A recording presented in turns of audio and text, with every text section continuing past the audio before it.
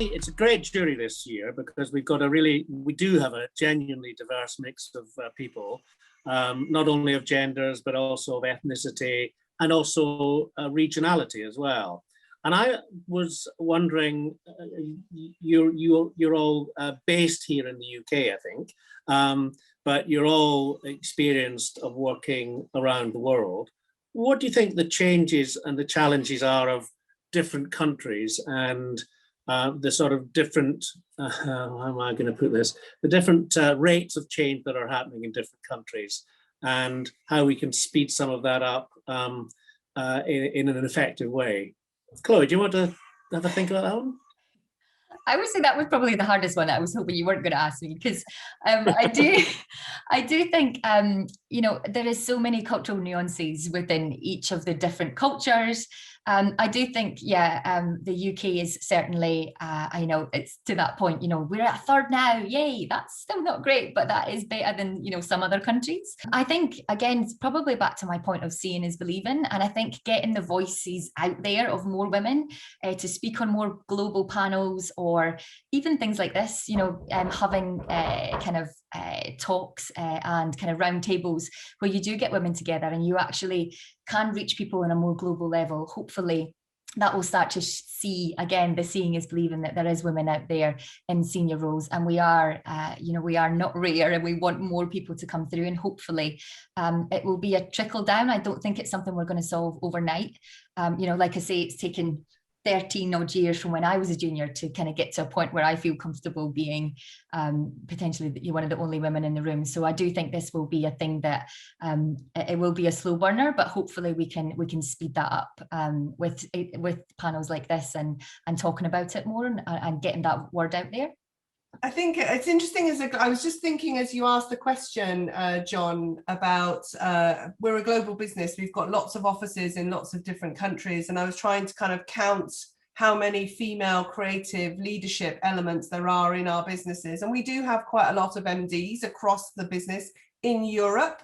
As soon as you move outside of Europe into Asia, India, Australia, and into Middle East and places like that, I think that it drops off incredibly. The leadership is generally male, bar one exclusion in our business. We've got one creative director in India, which is female, which I was thinking, okay, we need to do some work here. But I think what's quite interesting is I think Europe has seen a kind of much bigger rise in the growth. I think in the kind of areas where again, it goes back to the category of kind of creativity. I think we have to think about it's shifted quite a lot in tech. I think women have grown massively. In design and advertising, I think we're seeing a slower growth in some of those other regions outside of Europe. But I think Europe has definitely kind of increased in its growth, not at all to the speed and kind of rigor that we would want to see it at all. And I'm actually sitting here quite shocked thinking, oh my God, is that all we've got in our business?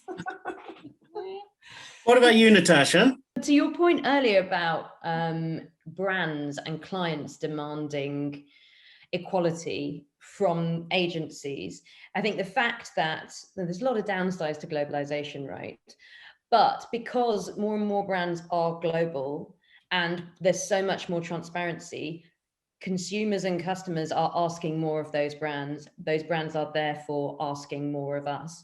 And there's so much more transparency in terms of knowing how a company runs and hearing about, people saying, oh, women talk too much in meetings in other countries and things like that, that we know about it, we can hold people accountable, and people in other countries that look at countries that have it better and more equality can make those demands as well. So I think the transparency helps to hold people to account. I think it's quite interesting that you're absolutely right, people are held more to account. You can't hide any longer. I thought that Japanese Olympic judge who thought that women talk too much in meetings, it was great to see he didn't last very long after he made that comment. Rosanna, have you got any thoughts on the geographic question?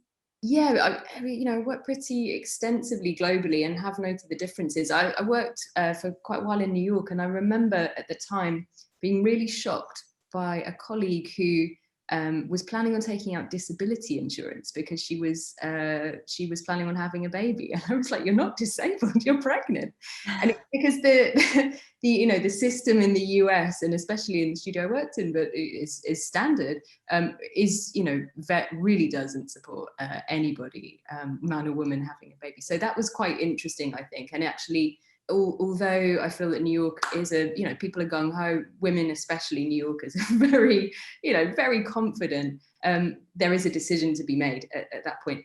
On the flip side, working in Scandinavia, a lot of the projects that we worked on had women leaders with IKEA and with Carlsberg. And, you know, it is renowned for, I think, for women coming up in terms of leadership. Definitely saw that.